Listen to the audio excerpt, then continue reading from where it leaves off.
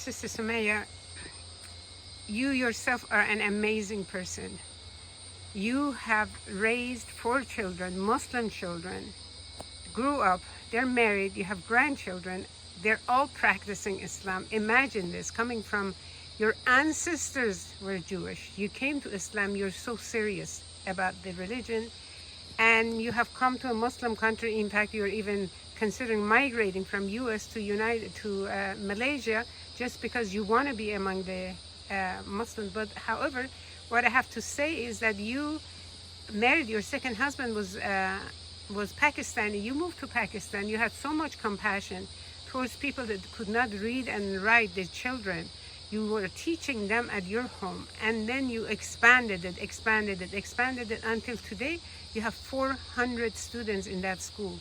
This is something absolutely amazing, that what had made a person like you to do something like this. Not only that, you wrote an incredible book called The Eye of the Heart. In fact, I will put that in the description.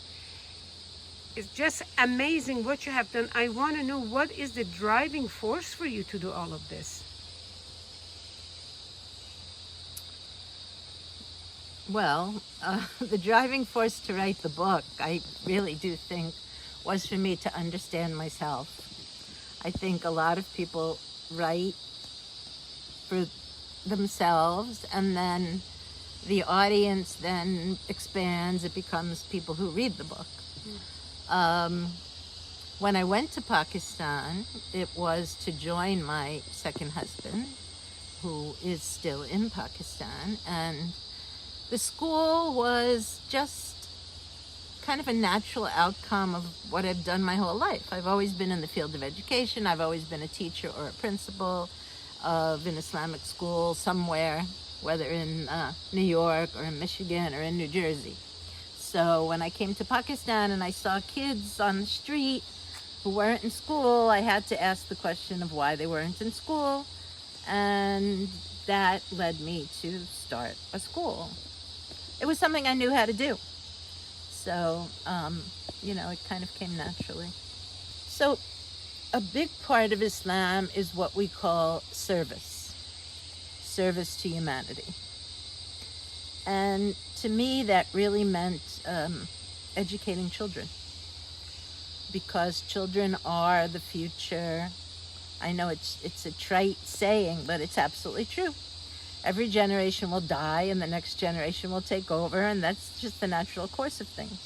So if you work with children and you see their purity and their innocence and their joy, first of all, seeing all that is a huge upliftment for yourself. As adults, we kind of get jaded with the world the way it is, but children see everything as amazing, so that's the joy I get at working with children, first of all.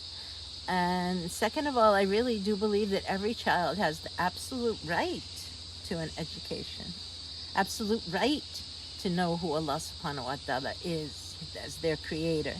And, when we talk about education here, I'm talking about a true spiritual education that includes knowing your relationship with Allah subhanahu wa ta'ala. Did you feel the same towards raising your children at the very beginning as you started having children, your own children? Well, actually, when I started having my own children, that's when we established an Islamic school in New Jersey. Al-Ghazali School was established when my daughter Tahira was basically ready to go to kindergarten. And I was in a community where there were other people who had young children and didn't want to send them to the public school system because they knew that the public school system was not going to teach them about God, about Allah subhanahu wa ta'ala, and that was very important and key to us. Also, we wanted our children to learn Arabic, the language of the Quran. So we started Al-Ghazali School. Yeah, from the very beginning of when I started having my kids, that was a motivating factor.